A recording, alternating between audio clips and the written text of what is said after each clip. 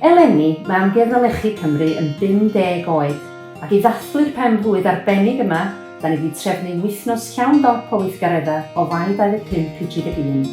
Mi fydd ganddon ni arddangosfa newydd, sgyrsiau difyr a digwyddiadau deuluoedd. Dewch draw i ddathlu efo ni. Mae stori'r Amgueddfa'n dechrau dipyn yn hynt na 1972. Roedd chwarel Dinorwig wedi cael yn ddirybydd yn Awst 1969 ac roedd popeth oedd ynghlwm ar gwaith i fynd ar werth. Roedd hyn yn loes calon i Hugh Richard Jones, prif peirianneg y chwarel, a llawer un arall oedd yn frwd dros warchod y lle'r dyfodol. Bu cyfnod prysur o drafod a llythyru rhwng unigolion brwdfrydig, sefydliadau cenedlaethol, Cyngor Sir Caernarfon a'r Swyddfa Gymreig.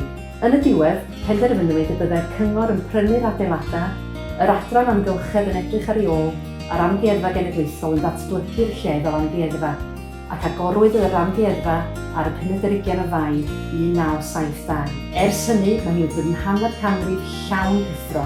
Wrth ddatblygu'n Amgueddfa, roedd yn awydd i gadw cymeriad am naws yr hen weithdai, ac mae hynny'n holl bwysig hyd heddiw. Ond nid cragen o adeilad yn llawn atgofion o'r gorffennol môr Amgueddfa Lechi. Fel y gwelwch o'r holl lyniau, mae wedi bod yn le llawn bwrwm dros yr hanner canrif.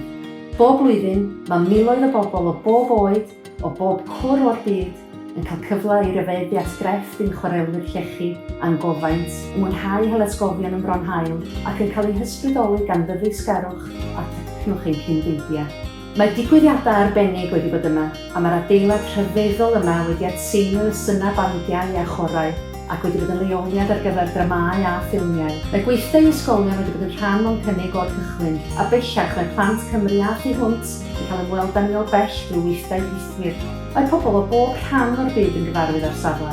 Rydym wedi gyfeillio efo Amgueddfa Lechi yn Granville, Unol Daleithiau'r America, a bellach rydym yn rhan o safle treftadaeth byd UNESCO. Mae cynlluniau'r droed i ddatblygu'r Amgueddfa ymhellach yn y dyfodol. Tybed be fydd ein hanes yn yr hanner canrif nesaf.